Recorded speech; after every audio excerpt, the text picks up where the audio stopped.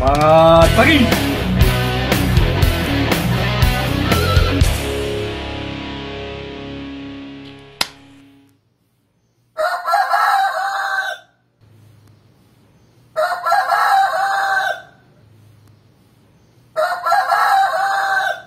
Berjumpa kembali dengan saya, Cikgu Muklis.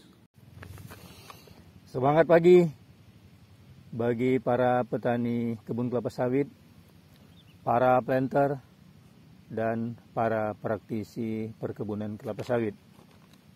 Semoga kita tetap dalam kondisi sehat walafiat. Berjumpa kembali dengan saya, Cikgu Muklis. Kali ini saya akan mengajak kita semua diskusi tentang gulma versus herbisida. Adapun tujuan penyampaian topik kali ini adalah kita mengharapkan setelah mengikuti topik ini kita dapat lebih terarah dalam menetapkan pilihan memilih jenis herbisida yang tepat sehingga lebih efektif dalam pengendalian gulma. Sebelum kita lebih lanjut bercerita tentang gulma, menurut kami perlu kiranya kita kembali refresh apa sih yang dimaksud dengan gulma. Gulma adalah segala jenis tumbuhan yang tumbuh pada tempat yang tidak kita kehendaki keberadaannya. Gulma itu sama dengan musuh. Kenapa? Karena terdapat beberapa akibat yang tidak baik karena keberadaan daripada gulma tadi.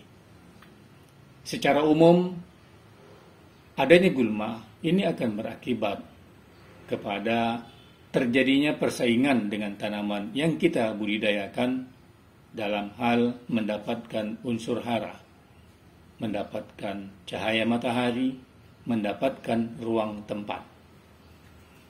Berikutnya, dengan adanya gulma, ini akan berakibat tidak baik bagi kita pada saat kita melakukan kegiatan operasional di tempat tanaman yang kita budidayakan. Selain itu, gulma juga berpotensi menjadi inang atau sumber serangan daripada hama penyakit tanaman. Dan pada waktu musim kemarau, gulma juga menjadi penyebab terjadinya risiko kebakaran. Dan satu hal yang terkadang luput dari perhatian kita adalah turunnya nilai estetika kebun yang kita kelola. Karena kebun kita tidak enak dipandang mata. Lalu gimana? Apakah semua gulma harus diberantas? Tentu tidak.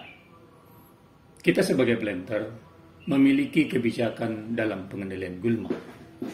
Gulma memang menjadi masalah tetap dalam usaha perkebunan. Hal ini dikarenakan faktor kondisi cuaca yang mendukung dan perlakuan pemupukan pada tanah. Sehingga kondisi ini semakin mendorong gulma untuk tumbuh subur. Gulma harus dikendalikan agar pertumbuhannya tidak merugikan. Dalam bahasa Inggris, gulma disebut weed, sehingga pekerjaan pengendalian gulma biasa disebut dengan weeding. Pengendalian gulma atau weed control adalah suatu proses membatasi perkembangan gulma sehingga tidak mengganggu tanaman yang kita budidayakan. Salah satu cara yang efektif dan ekonomis dalam pengendalian gulma adalah dengan weeding chemis atau pengendalian dengan menggunakan bahan kimia berupa herbisida. Tetapi tidak semua kondisi dapat kita terapkan dengan cara tersebut. Misalnya, tidak disarankan menggunakan weeding chemis di area nursery. Tidak disarankan juga menggunakan weeding chemis pada tanaman sawit yang baru kita tanam dengan status TB sampai TBM2. Jika pada kondisi terpaksa, maka kita sarankan hanya pada status TBM3 lah baru bisa kita terapkan dengan menggunakan weeding chemis. Itu pun dengan dua persyaratan. Yang pertama, herbisida yang kita pilih adalah herbisida yang bersifat kontak. Dan di ujung nozzle ini harus kita beri sungkup pengaman agar sebaran daripada semprot itu tidak terlalu luas yang dipancarkan oleh nozzle tadi. Gulma ini jumlah dan ragamnya sangat banyak. Tentu kita sangat kesulitan untuk mengenalinya satu persatu. Namun ada cara yang mudah untuk mengenalinya, yaitu dengan cara mengelompokkannya pada beberapa jenis. Gulma itu dapat dikelompokkan berdasarkan bentuk daunnya, dan cara pengelompokan ini yang paling mudah untuk kita lihat. Yang pertama, gulma yang berdaun sempit atau gulma yang berdaun jarum, atau biasa kita kenal adalah kelompok gulma rumput-rumputan. Jenis kelompok gulma rumput-rumputan ini jenisnya sangat banyak. Ada rumput pahit, jukut pahit, antalobung itu sama namanya. Ada lagi rumput suket manggala, pahitan, gajihan, belabahan, rumput malela, jukut kidang, jukut kakawatan, gerintingan, suket gerinting, rumput telur, kemudian raguman, kemudian rumput kretekan, rumput tapak jala, jukut jemprak, rumput bebek, jagoan, jampang, rumput belulang, termasuk lalang. Ini masuk kategori rumput-rumputan. Kenapa tadi bentuknya juga seperti daun jarum, ya. Kemudian jampang, rumput sarang buaya, rumput gegenjuran atau telur sentadu, kemudian jamara, jambean, gitu. Jadi banyak sekali. Jadi kalau semuanya harus mau kita hafali satu persatu, waduh, cukup kesulitan kita, ya. Jadi cukup kita kelompokkan semuanya ini adalah contoh-contoh daripada gulma yang berdaun sempit atau berdaun jarum atau kelas rumput-rumputan. Kelompok yang kedua kita kelompokkan adalah gulma berdaun lebar tetapi tidak berkayu, ya, dan dia tidak mengandung kambium. Contoh yang sering kita lihat adalah wedusan atau biasa disebut orang dengan bandotan, ya, atau babadotan atau otok tampuau itu sama, rumputnya gulmanya sama, ya. Cuma beda-beda nama masing-masing daerah. Gulma kancingan, kemudian kentangan, kemudian gulma maman, putihan, senggani, aur-aur atau jeboran, ya. Ada juga jarakan, patah kemudi, sintrong, kemudian daun biji kacang, nangkaan, patikan emas, kemudian ada lagi udel-udelan, ya, boborongan, bunga pasar atau tembelek ayam, ada juga bilang teh ayam, gitu. Kemudian ada bilang juga tembelekan bersama nama. Jadi ini semuanya jenis-jenis kelompok gulma berdaun lebar tapi tidak berkayu atau tidak berkambium. Ada lagi gulma berdaun lebar tetapi dia berkayu atau memiliki kambium atau biasa kita sebut gulma anak kayu. Nah, gulma ini sebenarnya merupakan tanaman yang tumbuh kembali dari bekas tanaman yang kita tebang. Jadi tunggul bekas tebang ini tumbuh kembali dia. Nah, ini biasanya tanaman-tanaman yang diameternya itu besar lebih dari 10 cm, ya. Dan bisa juga dia tumbuh kembali dari biji-bijinya yang tersemai kembali, ya, di tanah sehingga dia tumbuh, ya. Bisa juga seperti itu. Nah, kemudian ada lagi kelompok gulma yang kita kelompokkan menjadi kelompok gulma teki-tekian. Nah, ini banyak juga dari namanya ini ada yang sama, ya, jenis-jenisnya seperti teki badot, ada yang mengatakan cuma teki aja, ada yang mengatakan melaran, ada juga mengatakan wululan atau kembili, ya, itu sama. Kemudian ada jenis teki mungkah, ya. Ada juga jenis teki sesayangan gajah, ya, gitu. Nah, kelompok berikutnya adalah kelompok gulma yang kita kelompokkan kepada kelompok gulma pakisan. Nah, ini sering familiar kita, terutama teman-teman yang megang lahan basah, ya, di rawa atau daerah rendahan, ya. Gulma ini macam, ya. Jadi yang kita sebut sini hanya beberapa contoh saja, seperti pakai skadal, kemudian jenis paku areu, kemudian paku payung, kemudian pakis banteng, kemudian paku edan, kemudian ada juga pakis kurung, kemudian sampilpil, kemudian pakis kawat ada juga. Kemudian ada juga paku harupat, kemudian ada juga pakis udang gitu. Jadi banyak sekali. Nah, berkaitan tentang gulma ini kita sudah jelaskan tadi di atas. Tentunya gulma ini kan tadi kita sepakat nih, kita anggap sebagai musuh. Tentunya lawan daripada musuh ini adalah si herbisida. Makanya topik kita adalah gulma versus herbisida. Nah, kita juga harus pahami ini herbisidanya. Nah, sehingga kita bisa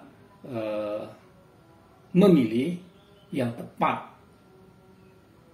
Herbisida jenis apa yang kita gunakan untuk mengendalikan daripada si gulma. Saat ini di pasaran merek dagang herbisida sangat banyak ragam mereknya. Terkadang kita aja belum lama hafal mereknya nih. Tak taunya sudah hilang dari pasaran. Nah, akhirnya kita bingung pada waktu di toko, gimana nih merek yang kita cari sudah nggak ada lagi dijual. Nah, kenapa bisa seperti ini?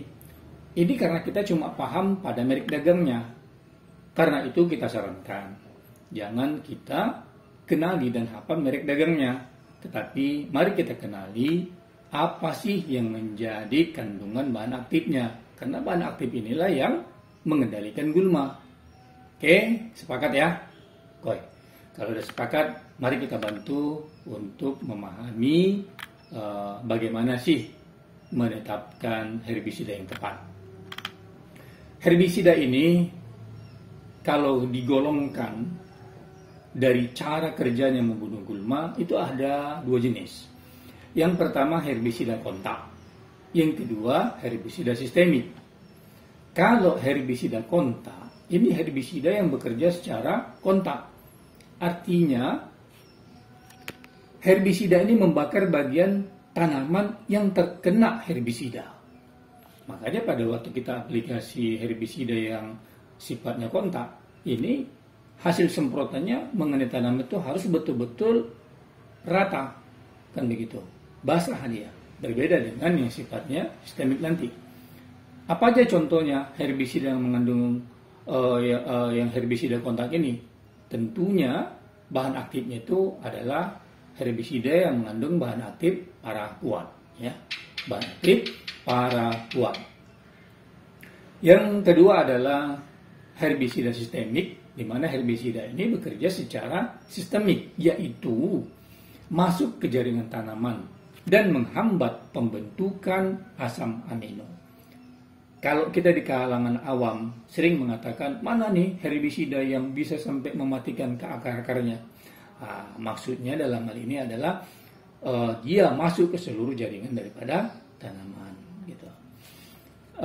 Kemudian herbisida sistemik ini, kita perhatikan aja kalau dia golongannya sistemik ini, bahan kandungan atau bahan aktif yang dalam itu adalah jenis bahan aktif glifosat. Ini sering kita dengar ya. Kemudian ada sulfosat. Ada lagi metilmetsulfuron. Nah, itulah contoh-contoh bahan aktif yang ada di golongan herbisida yang bekerja secara sistemik. Nah, kita sudah kenal ini tadi. Gulmanya sudah kita kelompokkan, kemudian herbisidanya sudah kita kelompokkan.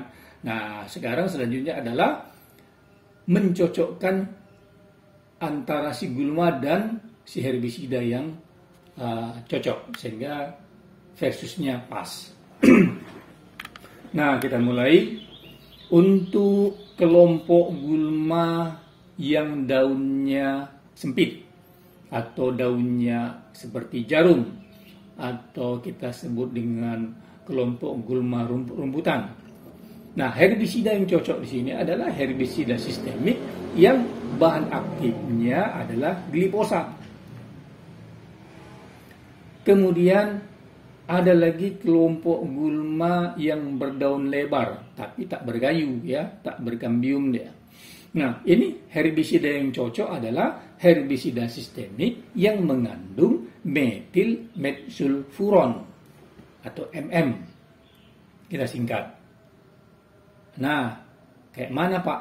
Kalau lahan itu campur aduk semua antara gulma rumput-rumputan dan gulma berdaun lebar yang tak berkambium.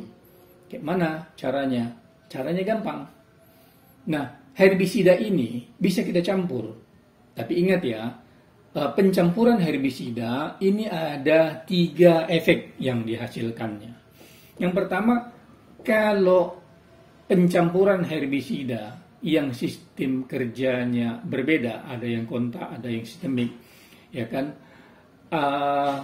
ataupun yang sama-sama sejenis, itu ada 3 efeknya. Yang pertama, kalau dicampur dia bisa menjadi, campurannya menjadi bekerja secara sinergis. Jadi mereka saling menguatkan sehingga efeknya lebih paten. Kemudian ada lagi herbisida kalau dicampur dia masing-masing bekerja sendiri-sendiri, ya kan, bekerja sendiri-sendiri, artinya nggak ngaruh gitu lah. Ya. Kemudian ada lagi efek yang kita tidak inginkan nih kalau dicampur, dia bersifat antagonis, jadi berlawanan dia. Apa akibatnya? Akibatnya kalau kita lihat di lapangan pernah kita lakukan, dia terjadi penggumpalan. Ya. Akibatnya apa? Kedua herbisida atau beberapa herbisida yang kita campur tadi, jadi akhirnya tidak bisa bekerja lagi dia dalam mengendalikan gulma secara maksimal. Bahkan kalaupun ada masih efeknya nggak begitu kuat. Nah itulah ya, yang menjadi akibat jika kita mencampurkan beberapa herbisida. Jadi ini harus kita pahami dulu ya. Oke, kita lanjut. Kemudian kelompok gulma yang membutuhkan herbisida yang bersifat kontak. Ini gulma mana aja? Nah ini kelompok gulma pakisan. Jadi semua kelompok gulma pakisan, kemudian gulma-gulma krisan, ya, atau gulma-gulma yang tumbuh biasanya di daerah-daerah perairan, ya, di daerah-daerah rawa, daerah gambut. Nah ini teman-teman yang pegang wilayah di sana ini lebih banyak menggunakan herbisida yang bersifat kontak, ya, yang bahan aktifnya paraquat. Tetapi ini saya ingatkan ya, khusus untuk penggunaan herbisida kontak ya, ini karyawan kita ya, bahkan kita juga yang paling penting juga harus memiliki keterampilan ya, satu skill dalam mengaplikasikannya. Dari yang sudah kita terapkan di lapangan ini kita lakukan training dulu, pelatihan khusus dulu, karena efek daripada kelompok herbisida kontak ini cukup berisiko ya terhadap diri kita sebagai yang melakukan aplikasi, terutama pekerja kita. Jadi dilakukan sertifikasi dulu bagi tim kita yang sebagai penjamin bahwasanya memang dia sudah memahami dan bagaimana bekerja secara aman dalam mengaplikasikan daripada herbisida tadi ya. Oke, kita lanjut. Kemudian ada lagi kelompok gulma berdaun lebar yang tidak berkayu, sama seperti herbisida sistemik tadi yang kita jelaskan sebelumnya. Kalau kelompok gulma ini kita bisa menggunakan herbisida sistemik yang mengandung bahan aktif metil metsulfuron.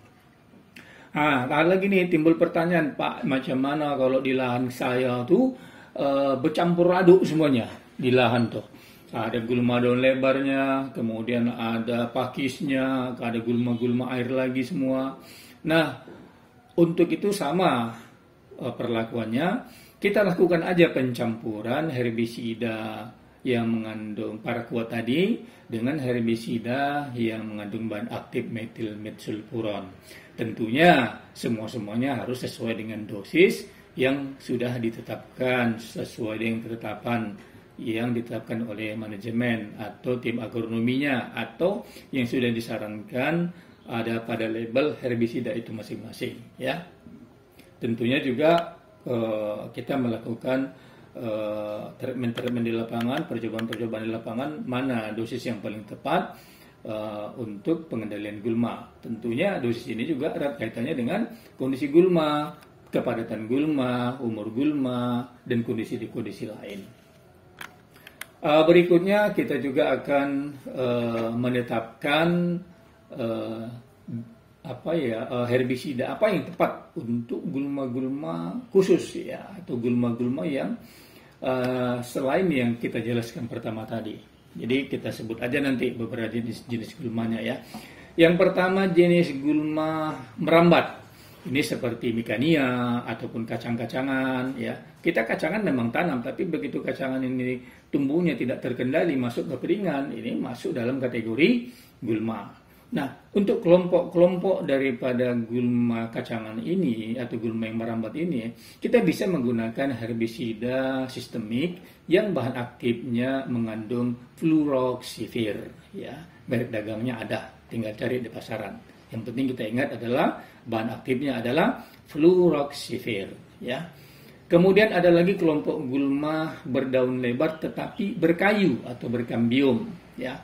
Nah, ini herbisida apa yang kita pakai adalah herbisida sistemik yang mengandung triclovir, ya, bahan aktif yang mengandung triclovir. Nah, herbisida jenis ini bukan dicampur dengan air ya, tapi dicampur dengan solar dengan perbandingan 1:19 atau 1:20. Artinya 1 liter herbisida dicampur dengan 19 atau 20 liter solar. Dan aplikasinya juga nggak disemprot, tapi dioles atau dikocor ya. Nah, tentunya kita lukai dulu permukaan daripada yang akan kita lakukan aplikasi pada gulma tadi.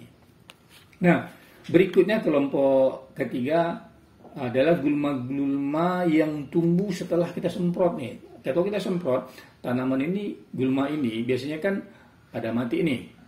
Nah, berikutnya nanti ada tumbuh gulma-gulma baru. Ya. Nah, ini kita sebut di lapangan adalah gulma suksesi. Contohnya apa? Contohnya asistasia. Ya kan? Nah, beberapa anak-anak di lapangan, karyawan di lapangan, karena bentuk daunnya mirip kayak cabai, ya, maka orang sering mengatakan, oh, cabai-cabean Pak, katanya. Nah, jadi kita sebagai planter kita ambil aja satu nama biar enggak keliru ya. Kita ambil namanya asistasia. Nah, asistasia ini adalah gulma berdasarkan pengalaman kita di lapangan ini sangat efektif kalau herbisida yang kita gunakan adalah herbisida sistemik yang mengandung bahan aktif 2,4 diamin ya. Jadi 2,4 diamin. Merek dagangnya ini ada di lapangan nanti. Cari aja di toko-toko ada itu ya. Jadi saya tidak akan bahas merek dagang di sini. Jadi itulah topik materi yang sudah kita sampaikan. Jadi tadi ada topik pengenalan gulma, ada materi pengenalan herbisida, kemudian mencocokkan antara herbisida dan gulmanya. Jadi demikian penyampaian topik kita kali ini. Semoga bermanfaat dan dapat membantu. Terima kasih. Salam pelenter dari saya, Cik Gemuklis. Semangat lagi!